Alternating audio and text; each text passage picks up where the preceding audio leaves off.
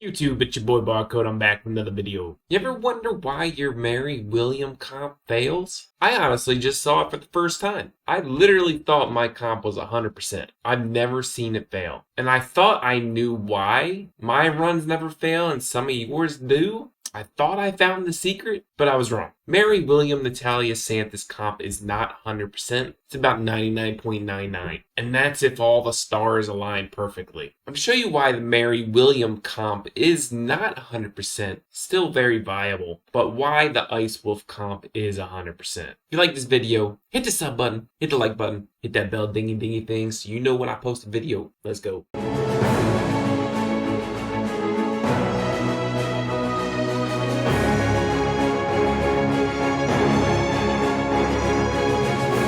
Alright, the Mary William SANTIS Natalia comp. I've been telling people it's 100%, and I literally thought it was 100%. I sat down with my friend Euros trying to figure out why his kept failing. The speed was proper, the gear was proper, but every once in a while it would fail. Now his SANTIS does not have the 5th Ascension, and as you can see mine does. But that was not the problem. We literally went back and forth. We compared gear, we compared stats. I'm going to show you my stats here on Natalia. It's 4,300 attack, 127 speed, 9,700 health, 1,100 defense, crit rate 103, crit damage 232. And mind you, Natalia is on full warrior set. SANTIS, on the other hand, is on cursed and guard set. Now, I thought the guard set had a little gimmick and was the reason mine was 100% over anybody else's. I'll get to that in a minute. But SANTIS has the highest health and highest defense on the team. 13k health, 1400 defense, 149 speed, 60% focus, all you really need. Williams on a revival set and just Raider or whatever, and it's nothing big deal. Williams 12k health, 1300 defense, 160 speed. He's second on the list to go in turn orders. And then there's Mary, kind of went on a revival set, but I just don't really even care too much. But it is 144 speed. She is last before the boss goes, and then Natalia goes, right? 13k health, 1100 defense. I'm going to go into the battle and explain things a little bit more clear for people who are not understanding the wave factor and the turn cooldown factor. Okay, I'm going to slow it down. So the first wave, obviously William uses his skill 3. SANTIS, I have it on just basic attack. You can have her ultimate on. Mary uses her ultimate, her skill 3. So they are down. Natalia has the buff from Mary, so she's able to AoE all ads. Now, second wave, William, actually right here, I'm just going to pause it here. William has a defense buff, but also gives counterattack to every single person on the team. Now, after I watched this like 1,000 times, over and over again, I don't know what it was before. I think it was before the patch or so.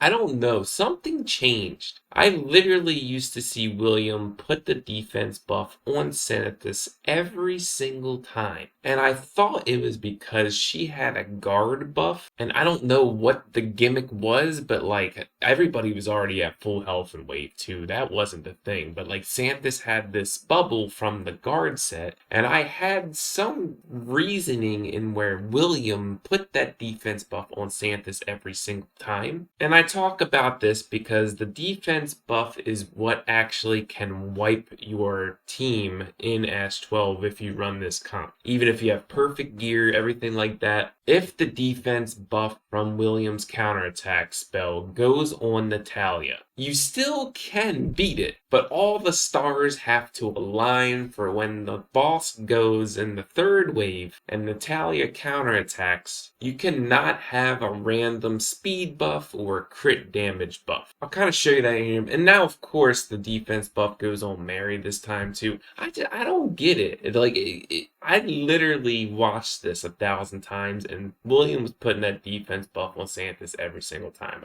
I don't get it. Anyway, Okay, so I have it slowed down here, but I just want to talk about Natalia. Okay, so imagine her having the defense buff right now from William, right?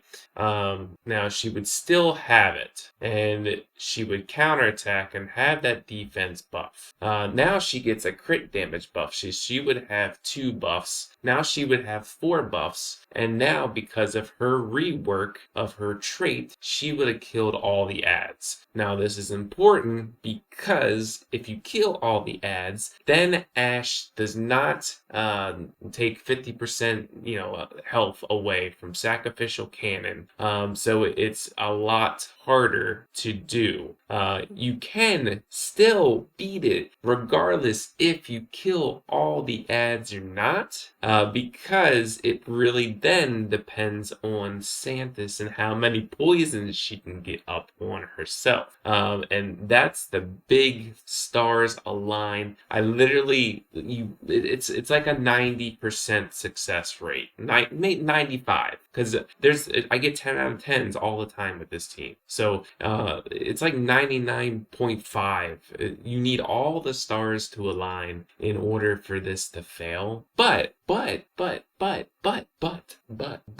the thing is that we don't want failure, right? We want 100%. We want 100%, no matter what. We don't want to waste resources, especially in a game with energy, where energy it's better. The status of energy is better, but you don't want to waste any. I'm gonna try to mimic it manually so you see exactly what I'm talking about. All right, so we're on the second wave, and this is what would happen on auto. For some reason, it would do the defense buff and it would select Natalia, giving her a defense buff for 3 turns. I'm going to go into the wave phase just like I normally do on auto, and SANTIS skill is off, so she basic attack.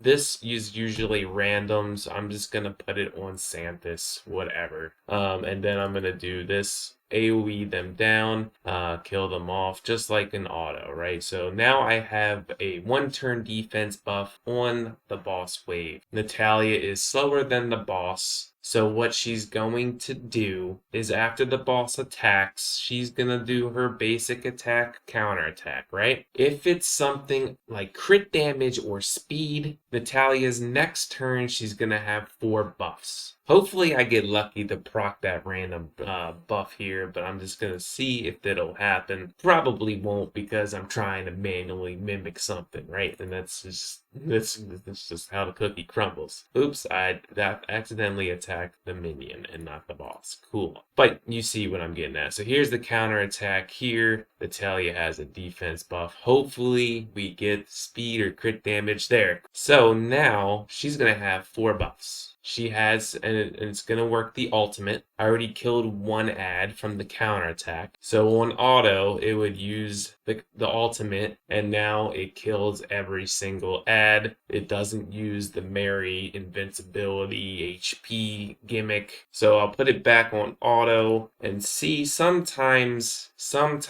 it really depends on poisons and curse procs, right? And if you're Ascension 5 on SANTIS or whatever the case may be, but sometimes you can still beat it. If that's what I mean, it's like a 99.5% win rate because it's if the stars align properly, right? It really depends too because I bring defense break and a revive spell. So if Mary dies at the perfect time, like right after Ash does the bomb, then I would revive her and she would cleanse the bomb. But if Ash aligned the stars perfectly through the bomb on Mary or whatever to kill her, to kill the whole team, and that's it right here. So see, Mary revived, right? Even in this situation where I killed all the ads, as you can see here, Mary's going to do her trait to remove the bomb. I get invincibility. Boss goes again, does sacrificial cannon.